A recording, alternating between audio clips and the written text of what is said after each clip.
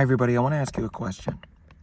If you were driving down the road and you saw a dog on the sidewalk and he was very clearly in trouble and he very clearly needed help, and you saw in his eyes he was saying, "Help me, help me, help me," would you say, well, I don't know what's going on, I don't have all the context, it's not my problem, and would you keep driving?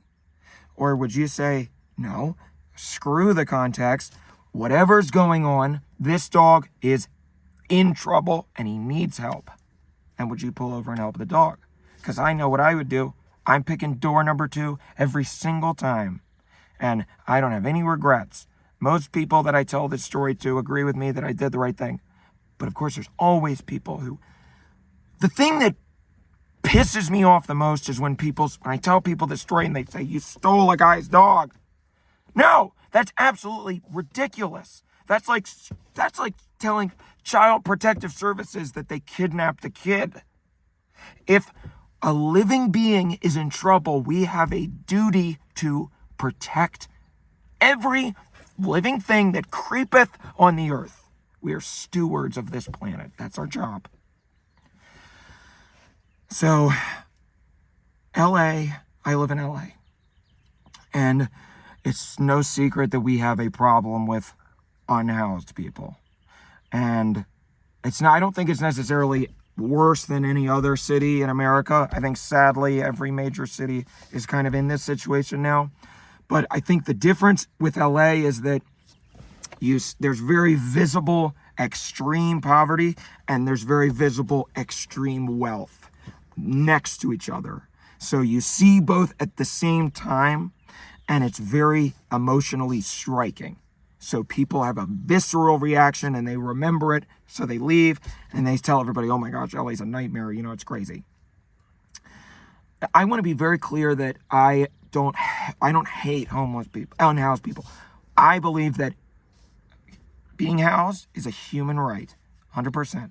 Everybody has the right to be housed, no question. That can be true, and it can simultaneously also be true that we should kill this guy who was abusing a dog. Both can be true at the same time. So I'm pretty lucky in my neighborhood. We don't really have a whole lot of, I visit some friends in other parts of LA and I'm like, Jesus Christ, it looks like we're in a zombie apocalypse movie. It's very sad to see, So I always come back home and I'm like, whew, I had one friend who got, there's always they're always setting fires. I had a friend who got yogurt thrown on him by an unhoused person. So they cause mayhem and problems. Again, I don't support homelessness, but I also think that doesn't give you the right to be a public menace. So anyway, every night I drive past the same intersection.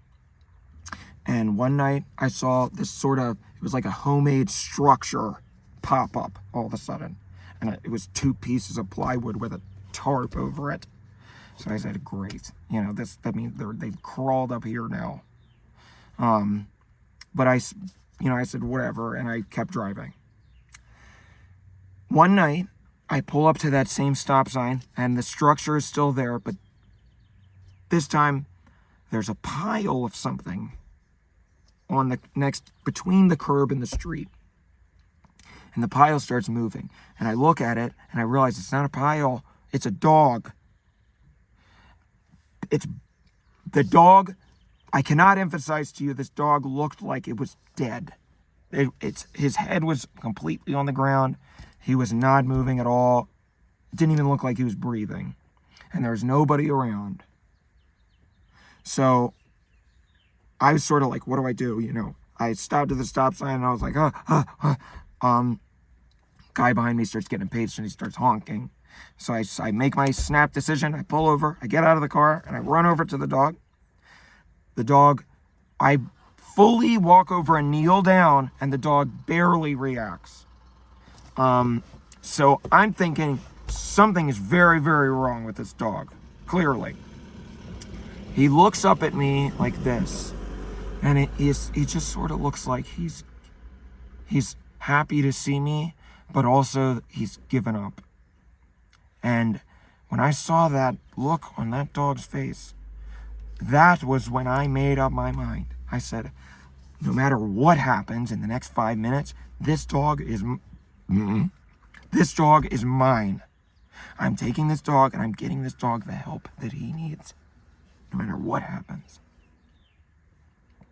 So I have 3 dogs at home, and I have a couple cats, and I even have a couple cockroaches. So my house is like a safari, you know. So I'm always on the lookout for this kind of stuff. So I have dog food and water in my car. So I open my trunk and I sort of set out some food in a bowl, and I start shaking the bowl, trying to get him to come over, you know. And he looks up a little bit when he hears the food, but then he puts his head back down. And I'm trying. Again, he didn't have a collar or anything. Obviously, I wouldn't have done this if he had a collar.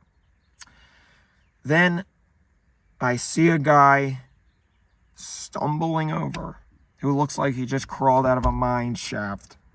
And he's sort of like, ugh, you know. And he walks over to where I am with the dog. And I say, sir, is this your dog? And he doesn't even react. He just keeps moving towards the dog. So I step in the middle of him and the dog, and I say, sir, excuse me, is this your dog? And he indicates to me, yes, it is. And so I say, okay, let me tell you what's about to happen. I am taking this dog because I have dogs of my own. So if he is your dog, I'm sure you love him very, very much, right? And he doesn't really react. And so I say, okay, so you are a homeless person. You have nothing. I didn't say this exactly, but basically I said, I have money and I have the means to help this dog, and I'm going to do that. So you should be very grateful, because I know that if one of my dogs was in trouble and I could not provide for the dog, I would love that dog so much that I would want somebody to come take him and take care of him for me. So I'm not even sure he's understand. It's like I'm not even speaking English. He just keeps trying to like go around me. And so I did not touch him per se, but I did sort of make it very clear. I was like, back it up. Don't stay away from me. And I pulled out my mace on my keychain and I pointed it at him, and he reacted to that big time. So then I go over to the dog and I start trying to pull the dog up. And I'm starting to panic now because this guy seems like it's going to be a confrontation. So I just reach under the dog and I just, with all my might, I had a lot of adrenaline. I pick up the dog, and now the homeless guy, the unhoused guy, is screaming, you know, he's taking my dog, you know, he's stealing my dog, help. And I'm just like, I'll deal with you later, pal. And I open the trunk and I throw the dog in the trunk. I didn't throw him, but well, maybe I did. I don't know. It was a lot of adrenaline, like I said. So I put the dog in the trunk, shut the trunk, close the car, lock it. So the dog is safe in my car. Problem number 1 is solved. Problem number 2, now this guy. Me getting out of the situation. So now there's a crowd forming around me. And I sort of tried to sputter out like, there's a dog and the dog's going to die. I don't know, for all I know, the dog could be 20 minutes away from death. This is an emergency. So I tell the homeless guy, I tell the guy, stay away from me. I'm taking your dog to the vet. Goodbye. I explained what I was going to do. This is the right thing. This is the right thing to do. And that's what I told all the bystanders. I said, you don't know what's going on, but I know that what's happening is the right thing to do. And the homeless guy is freaking out now. And he started to like, you know, and he's probably on meth or something. So God only knows what's going on with him, you know. So I just say, whatever. And I get in the car, speed off. I burned rubber out of there. And I'm drive to the vet. And on the way to the vet, I call 911. And I say, there's a homeless guy there's an unhoused guy on the intersection of wherever it was. And he tried to kill me. And he abused a dog. So I want him arrested. And I hang up and I go to the vet. And we get to the vet, and this dog has so many problems, I don't even know where to begin. He had some eye infection. He had a liver thing, and I asked him, how much is it going to be to fix this dog, and it was $5,000. So unfortunately, I really don't have the means or the ability in my life right now. I work full time. I already have 3 dogs at home. So I had to very, very tragically make the decision to sort of just let them do whatever they do, what we're going to do with the dog. Because